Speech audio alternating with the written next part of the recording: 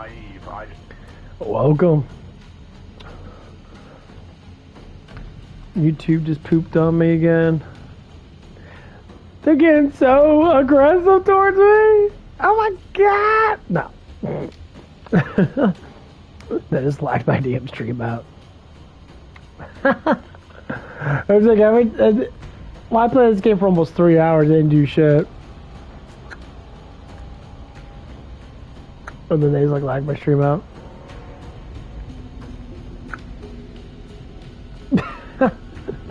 This is good.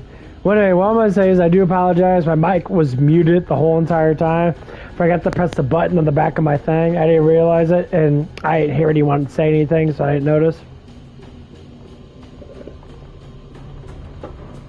Go for round 2.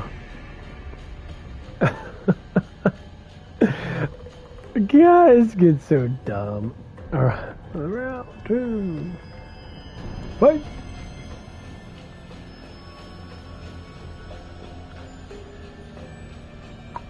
Well, anyway,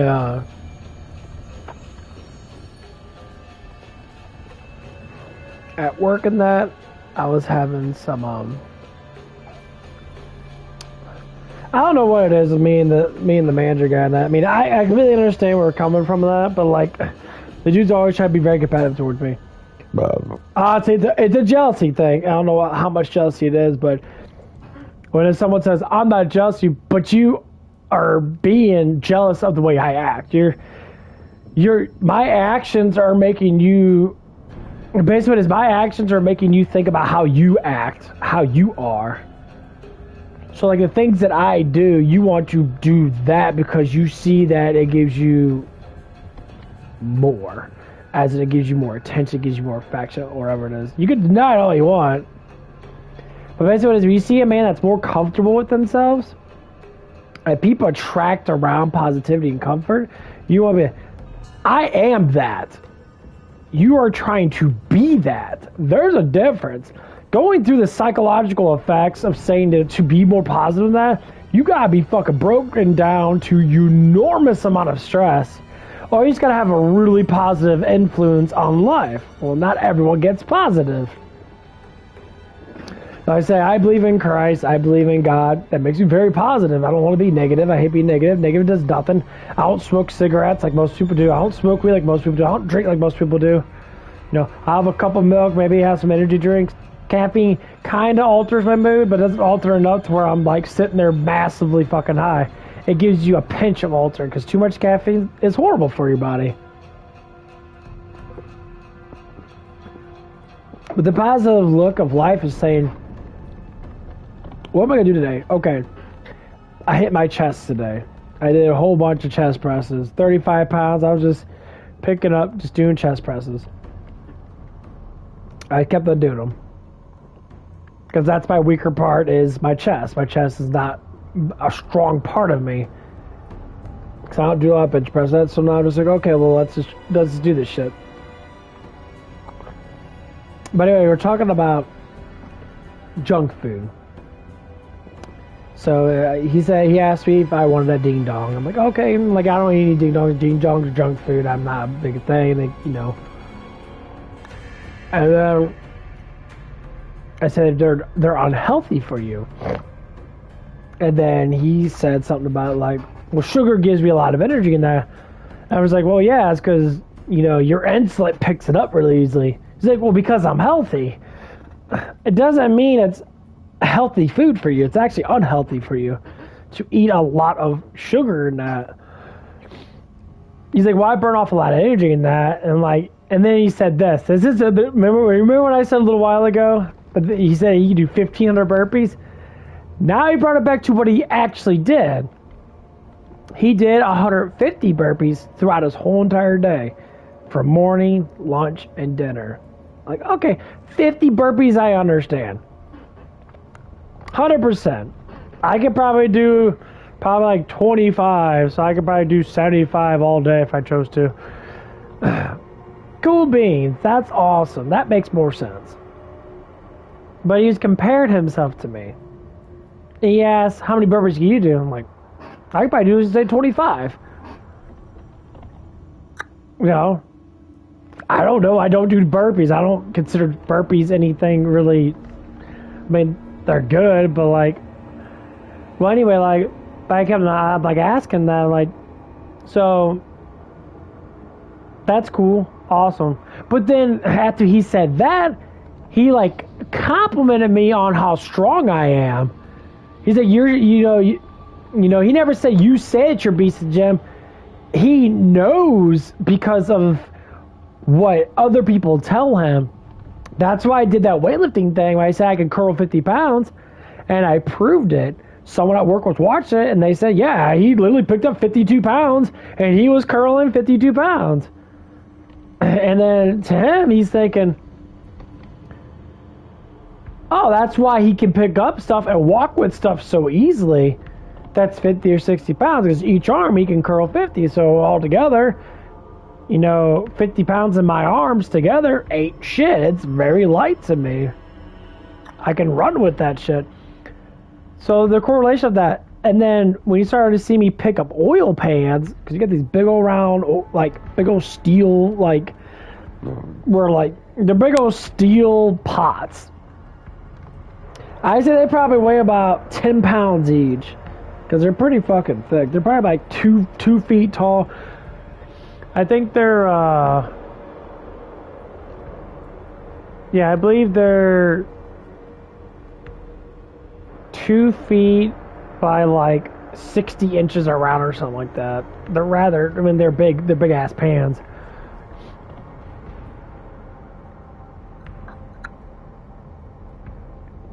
And like, so they're 2 feet by 2 feet. So, you know, they're 2 feet in diameter from the center all the way around. It's around there, from cross to cross, actually.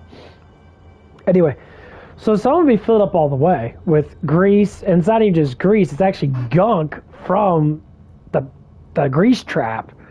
So the gunk itself actually weighs quite a bit because it's more solid, and grease doesn't really weigh that much. Grease is actually lighter than water. It's a more, actually, it's heavier than water, my bad. No, it's lighter than water because it comes up to the surface. So oil is actually less dense than water. It's slightly lighter. So I pick this stuff up. I can tell when something's 100 pounds or more. Because I picked up 100 pounds before. I know what 100 pounds feels like on my body. So like, so I sat there and I always go in deadlift position. I always tried to get my stomach tight. You know, this is how you learn how to pick up stuff from the floor. Especially if it's over 100 or so pounds and that, if your body ain't used to it. So I got in position, and then I tightened up, and then I picked it up. And I said the heaviest one, I would have to say, was probably like, I would say it's probably right at like 100, maybe 120, I'm guessing. But for someone, that's a lot. That's more than half their weight. And most people can't pick up 100 pounds and walk with it, because I used to do that. I got used to doing it when I did strongman. The heaviest weight I picked up was like 150 pounds. The fucker was heavy. Just to guess, I weigh 200, say I weigh 220 pounds. 150 pounds is 60-something% of my weight put on me. So it made me weigh over close to 400 pounds.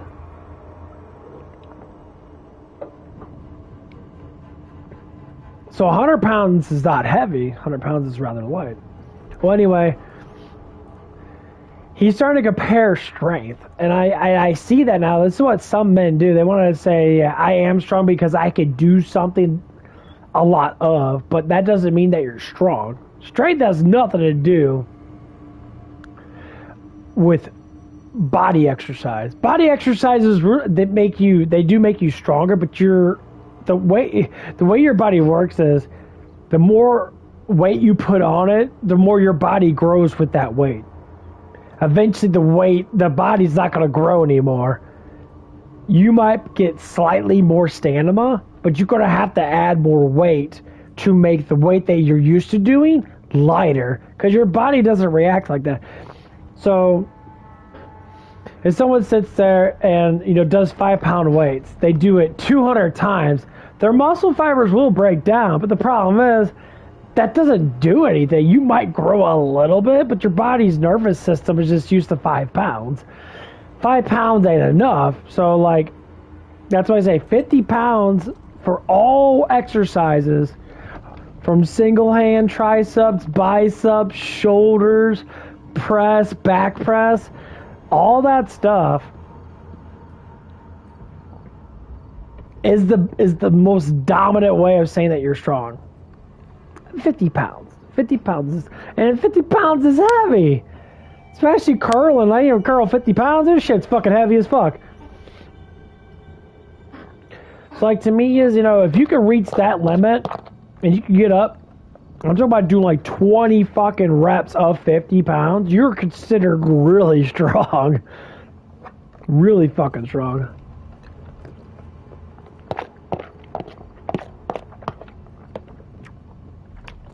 Well, that's a lot of weight.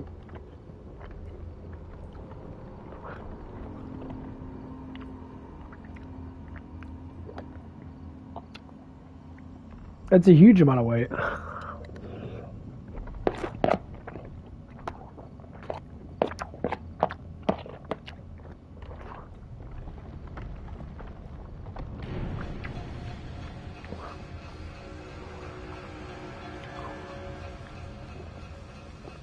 So as you be like doing a lot of presses and that, you gotta do pulls. Push and pull, you gotta do both. Because push doesn't really activate your hands too much because you're pushing it away from you. Pulls, they do, because you actually have to use your hands. That's what a lot of people, you know, unless you're doing push-ups, because push-ups you're actually putting resistance on your hands, but when you actually do a bench, the resistance is on your hand, but you're like locked in. You're not doing flat. Your grip has a little bit to do with it. I mean, like, unless you're doing chest presses, because chest presses, the weight kind of sags off to the side, so you actually have to get your forearm into it. Like bench press, it's kind of like more like salad, so you like, you don't do unless you start pulling. That's why push and pull methods are always good, no matter what. Well, anyway, it's like off and on. We're getting competitive with each other now. And like this guy's, you know, cool ass dude. Like I say, he's a good worker and that, but he doesn't have issues, and he doesn't like showing it too much. But people show their hidden side sometimes through like certain kinds of words they use. So some people might use words like, "I don't bring personal stuff to work."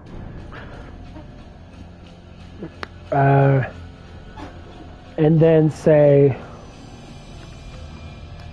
something of a sort, you know, "I got family issues." But you're bringing personal stuff to work. I think everybody does. You know, it's hard to walk into work and just say, "It's business." It is the most difficult thing to. It's not saying that you're not focused on that because you're not at home. But I say a lot of issues with people is accountability. So the accountability is a very tough issue to go through. And that is basically telling yourself that you're at fault for whatever it could be. It could be something small, it doesn't matter. Being at fault is just being at fault. But accountability is like the hugest thing.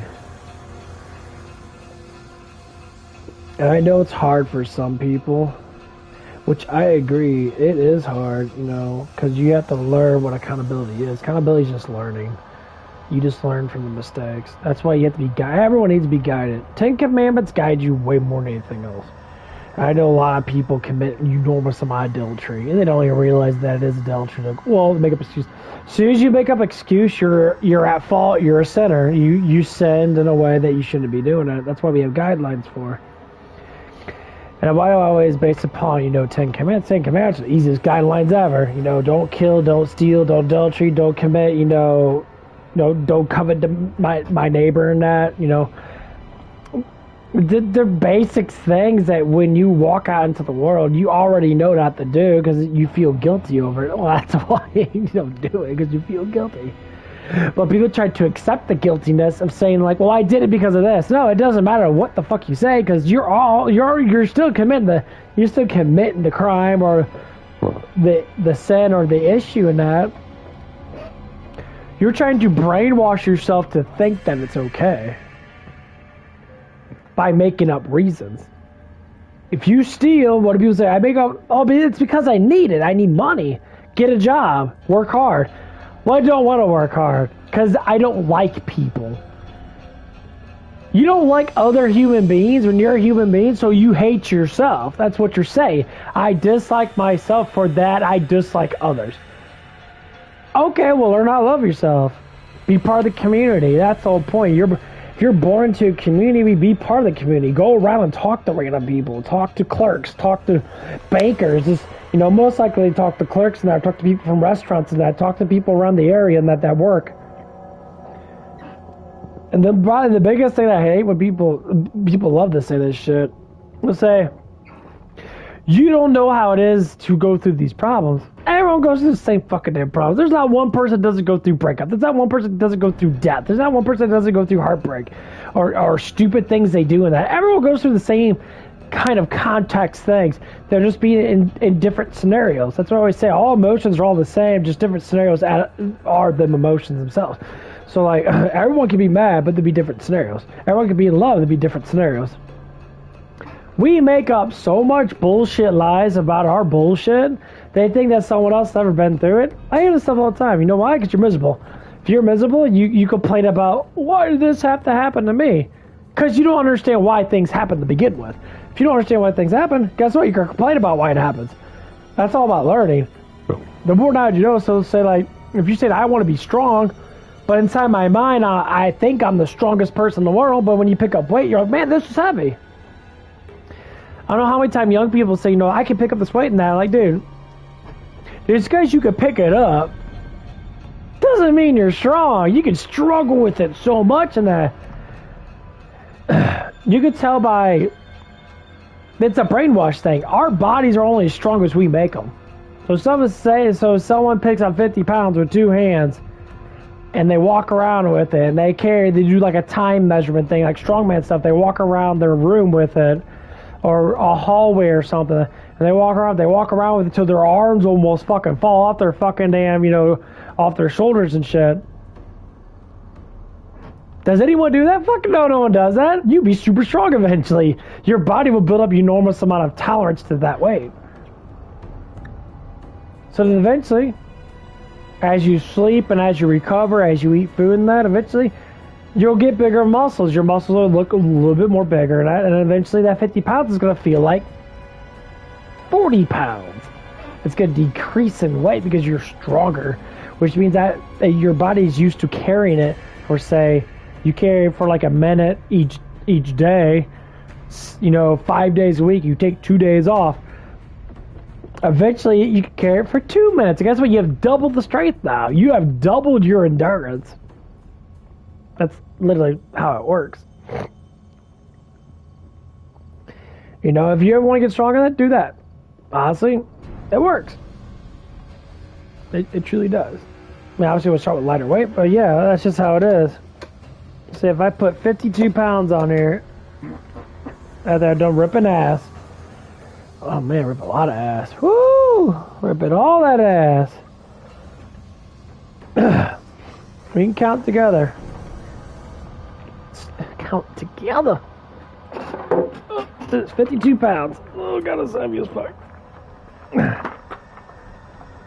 Let's carry it. Let's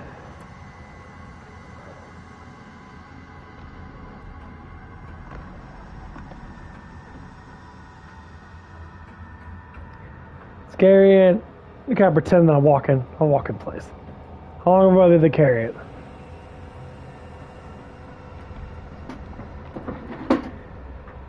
Because people understand, like, normal people that don't take steroids, and some people that might have slightly more recovery from genetics, you're all going to be basically kind of the same. Some people might be slightly better.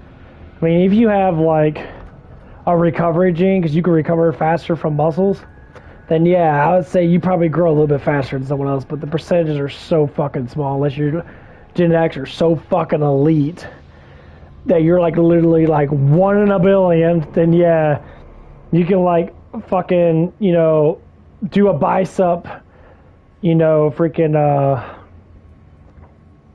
you just start posing that, all of a sudden your muscles just get bigger. That's basically what it is. No, it's okay, yeah, this shit's starting to get heavy. Yeah, I got on my side in that. Try to keep it, you know, from gaining too much weight, because farther you go out. See, I'm starting to feel the burn in my biceps. And it's barely been like what? Maybe 20 seconds?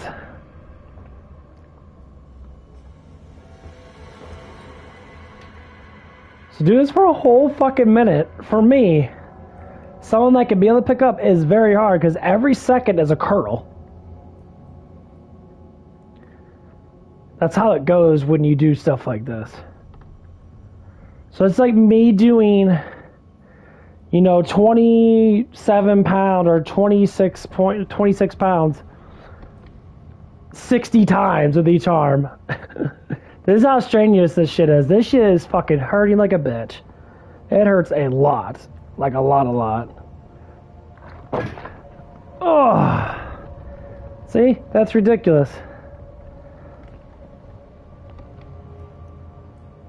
That burn itself is going to make my muscles grow. It's that simple. I ain't even care for 60 seconds. See how hard that is? Fucking, this shit's difficult. I don't think people really understand how, like, strength actually works. Like, people can only be so strong. Yeah, it hit all my forearms. It hit my whole entire bicep. It's ridiculous.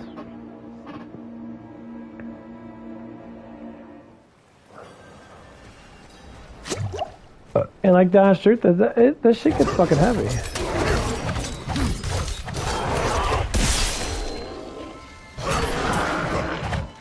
And it does.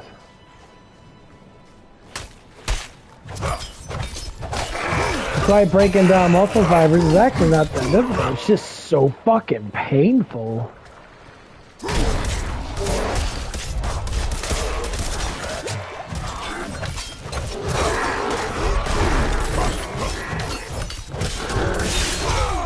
No, it's okay.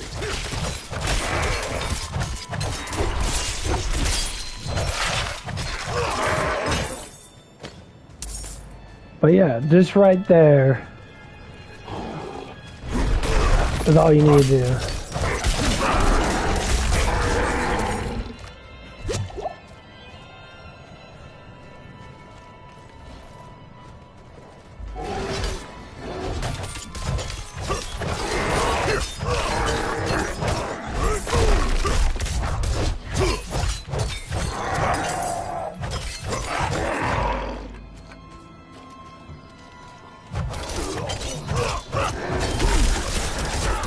So like people don't completely understand that once you tear your muscle fibers, they have to heal. That's it. It's that simple. You can't just keep on tearing your muscle fibers, and so they're completely fucking obliterated.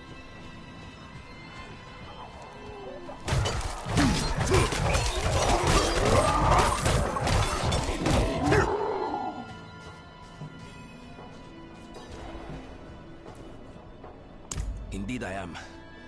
My God turned. That's why doing that, once I felt the pain, I try to hold on to it. I felt the pain after like 20 seconds. So the last 15 seconds or whatever was painful. Like, it was just, like, I could have held on a little bit more on that, but that pain was just ridiculous. Yeah. But that's how it is.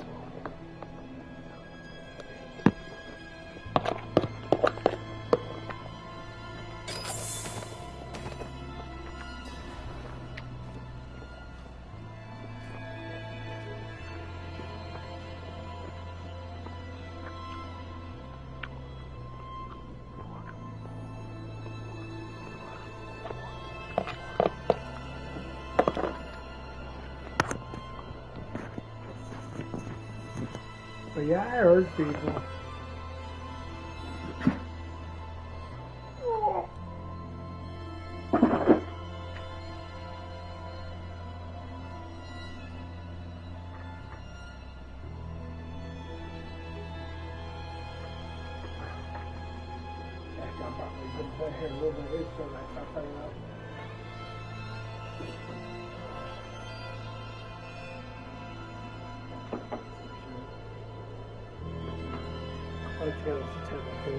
Kept, having fun, and now a decade later, guys, I was stuck in this vicious cycle of sleeping with men who didn't like me, even though I wanted to.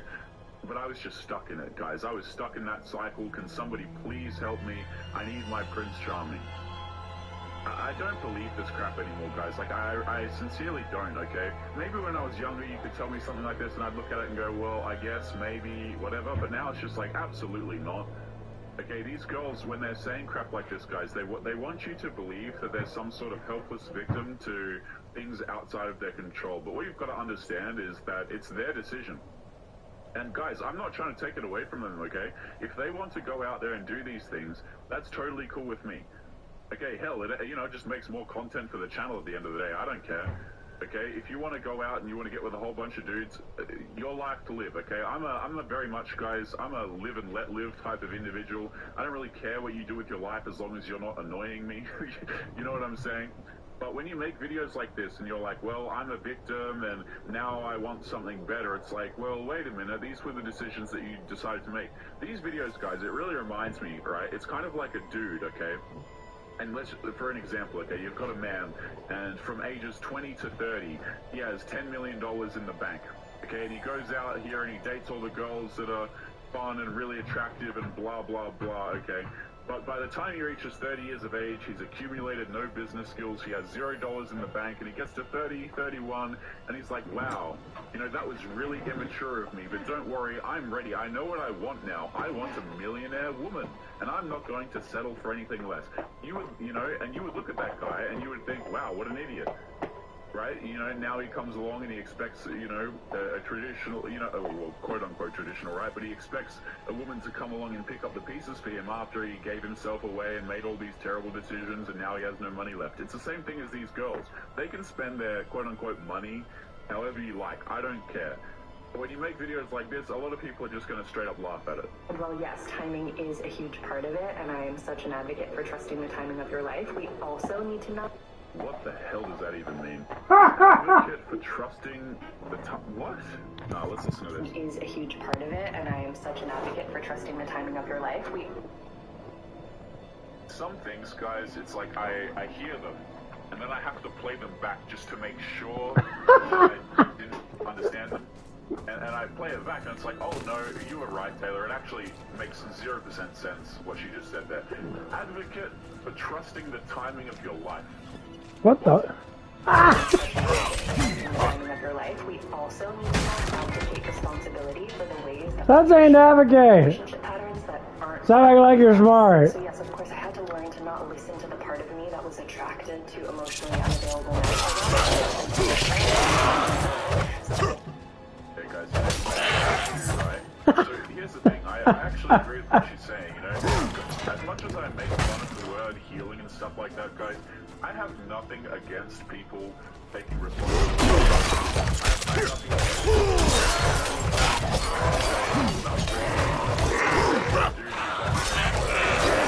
Your stuff, right? If you look back on that and you say, hey, I'm kind of an idiot for that, makes sense to me.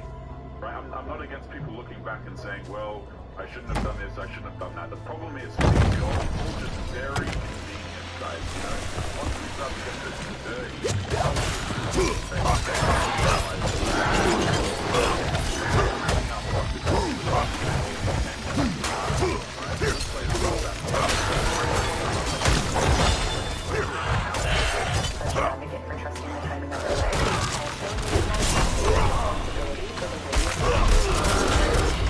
Oh god, no! Fuck! Not ready yet.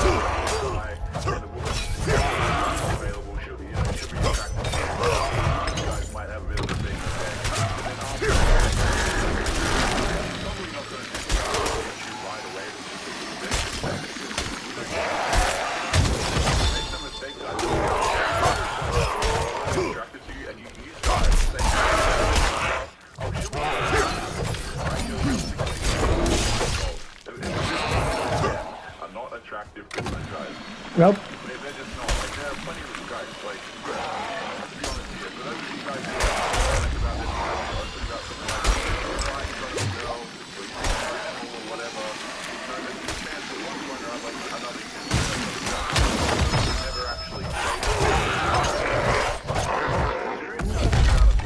bags are full. that if you're a dude and you're out here showing, you know, women your feelings and stuff like this is one of the quickest ways to run away with women. Now, they might not instantly run away if they're super interested in you, but it still doesn't mean it's not a very effective way of getting women to just run away from you. Or rather, to listen to it, learn from it, and heal it, so that I could be attracted to emotional availability instead. Play that back, guys. Let's take a listen to that. I'll listen to the part of me that was attracted to emotionally unavailable men, or rather to listen to it, learn from it, and heal it, so that I could be attracted to emotional availability instead. Right, so we have to run through a whole bunch of we have to go get with a whole bunch of bad boys who didn't want you in order to learn that you actually wanted a guy who's gonna, you know, not just be there for the bedroom fun. Absolutely not. Absolutely. First of all, you don't need this to learn this. That's number one. Number two, any guy who accepts you after all of this, you know, for a long-term relationship or a marriage or something like that, doesn't really respect himself. Nope. Like, that's the thing, guys, because a lot of these girls, they'll say, oh, well, I had to learn from all of these things. Yeah, learn the hard way. Learn the real hard way by jumping into a whole bunch of random dudes' beds. And now some dude is expected to come along and pick up the pieces. Hell no. A lot of guys are going to look at that and they'll say, look, I'll have fun with you. Maybe we can have a bit of a fling or something like that. But what you're essentially doing is you're diminishing your ability to have long-term relationships with men who respect themselves. It's going to be a lot harder for you to get something serious out of a guy now. You can sit here and say, well, you've done all your healing and you had to go through all of this trauma to learn who you really were. The answer to that is actually no, you don't, number one. And number two, all you've done is make it more difficult for yourself to date. But I also had to learn from this repetitive pattern, this commonality, where men were seeing how much service I could bring into their lives and seeing that translate into this, oh, she's somebody who would take care of me the way. Oh. Can these girls just say... Easy, just say this. I'm a hoe, okay? As in, I like to have random sex with guys because I enjoy it.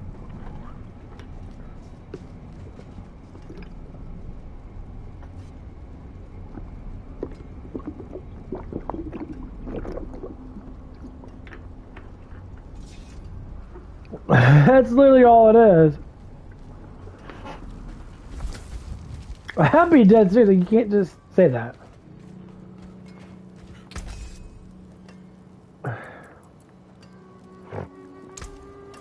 That's the salvage. I mean, I can't say it's really that hard. All you do is like, yeah.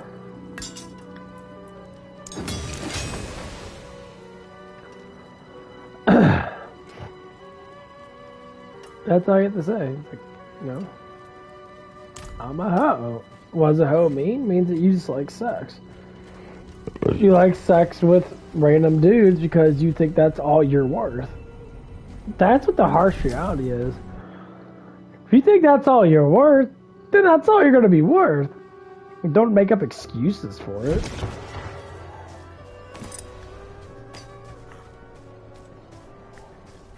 I mean, a lot of people think that dumb shit sometimes. There's a lot of girls who say if I talk to them and that, I see a lot of single mamas, and some of them literally say, hey, I don't like it, I fucked my life up in that, and they basically say I want to be with someone, but they know, they take the actual responsibility. I've talked to a lot of single mother women. They're door dashers. I think you can tell that. But they're probably single, you know, single mothers in that, because they're normally door dashers that do that stuff. And they're older too. They're like in their late 30s or early 40s. So when I talk to them, that some of them are pretty upfront. Some of them think they say they're a prize in that. I'm like, you ain't no prize. You're 40. You Your prize has left you when you're in your 20s. You good looking woman. These are good looking women. I mean, I ain't gonna lie, they're very attractive women. But the biggest thing is, why do you gotta lie about stupid shit?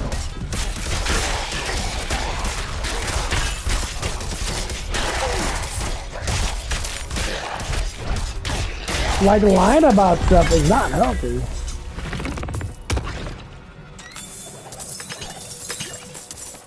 You know, a lot of people lie about silly stuff. And one lady came up, we talked for a little bit, you know, I actually got her name in that, you know, and she's pretty cool. She gave me a hug and that, because I've been seeing her, you know, off and on for the last, like, several months, so we got to talking about stuff. And honestly, she's a very attractive looking woman. I mean, her body is fantastic. She's got a really nice body on her. She's very attractive looking, you know, body-wise and that. I'm not ready yet.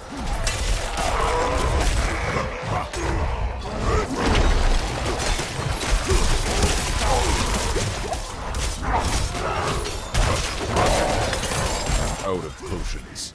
And he's gonna fucking tear my ass up.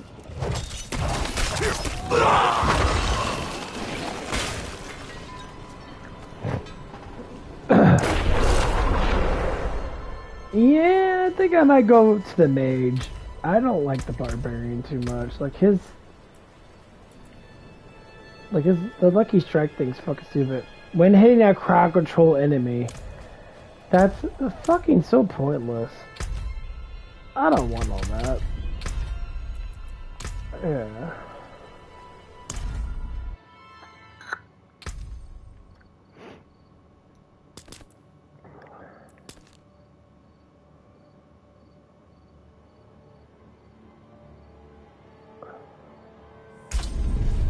I'll try the druid. I just gotta try different characters in that.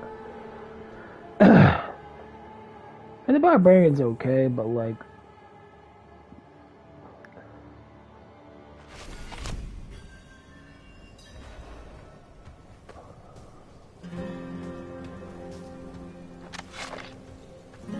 I look at this guy's skills. Okay, so you get a totem.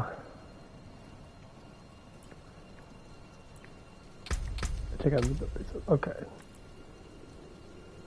So you just get an AoE. You get Maul. Maul gives you fortitude to 2% of your life per enemy hit, which is amazing. Increases range and radius by 25%. Look, that's 20% chance to knock people back. That's actually amazing. I gotta get through all this bullshit real quick.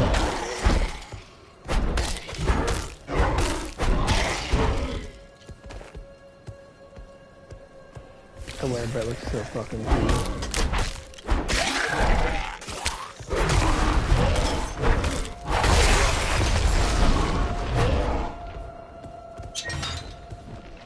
I actually do like that. Oh, that's right. This dude kicked my fucking ass. Yeah, this dude's actually really fucking difficult. Because I have to get a better weapon. Hammer time.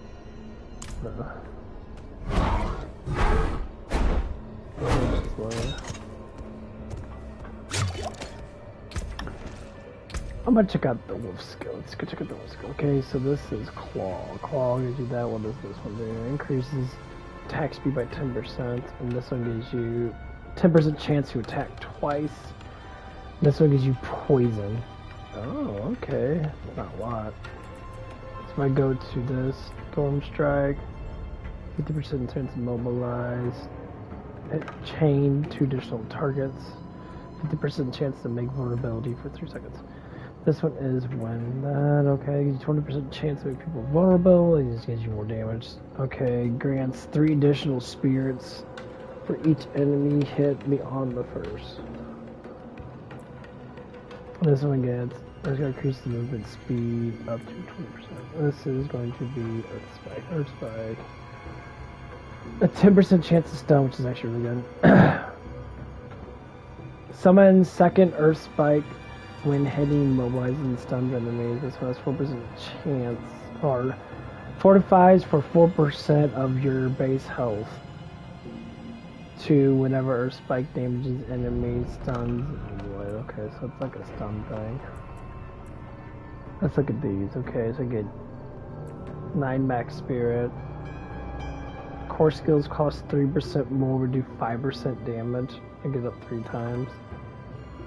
So it's 9% more to do 15% damage to this one. I get 18% more on base. So what do I gain from this one? I gain 14. So if I do 18% more, this would go up, not by ridiculous amounts, it'd be 1.8, it would be like 2 more.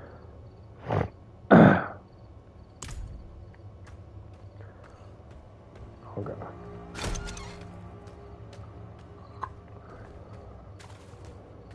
Yeah, the skills are kind of cool to look at, honestly.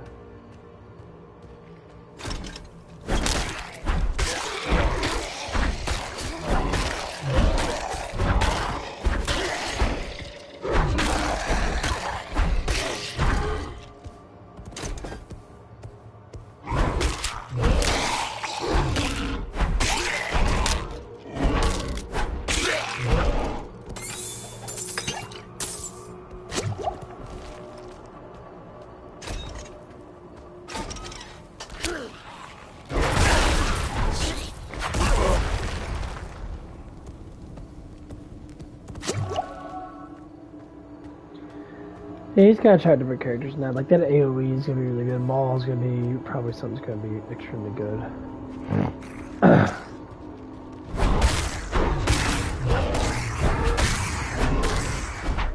That AoE is pretty sweet.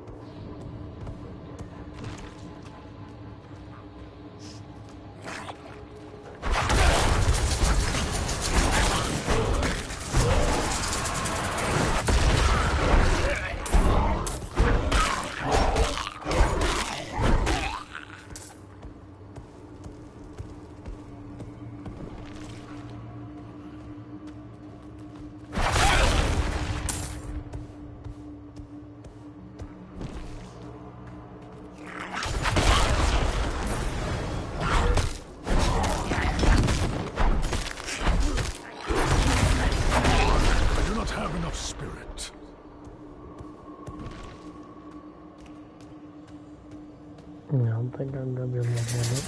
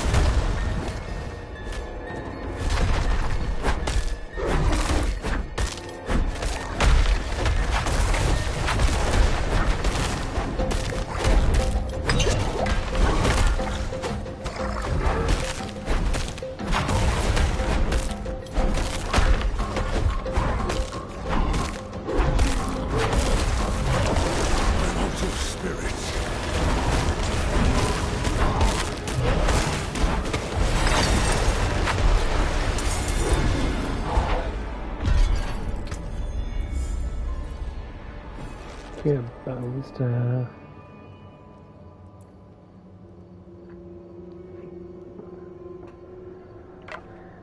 That's a little faster.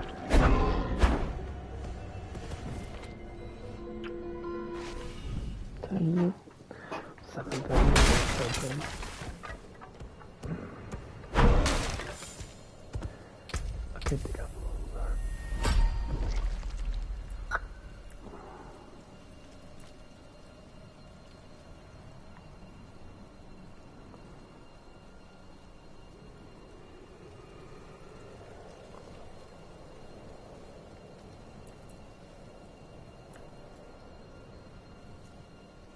Okay, 2% chance to spawn another tornado. That's pretty cool.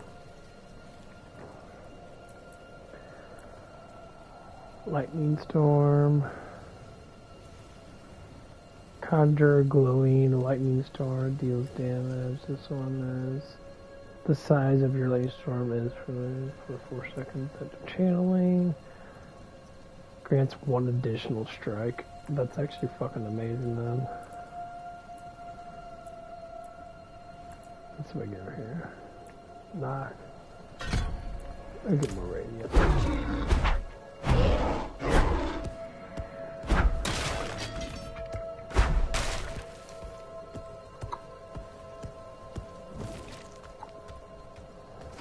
Yeah, I don't like that he shards this thing that quick. I like it when he stays inside the beast form. Let's actually do like the werebear. I mean, the werebear for Diablo. For Diablo 2 fucking sucks. Like, the werebear is actually not that good. Yeah. You've returned. The old ruins are clear. Lost souls. Do not have your spirit.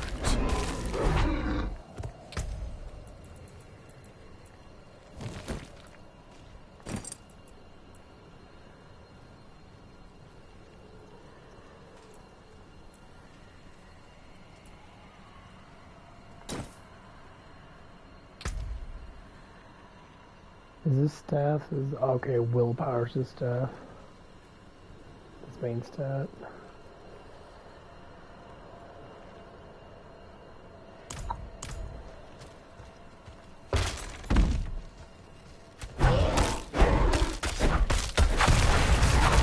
Primal spirit.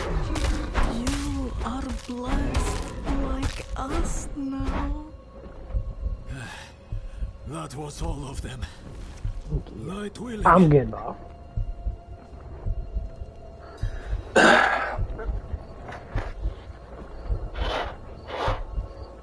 Have fun in that. That was pretty good.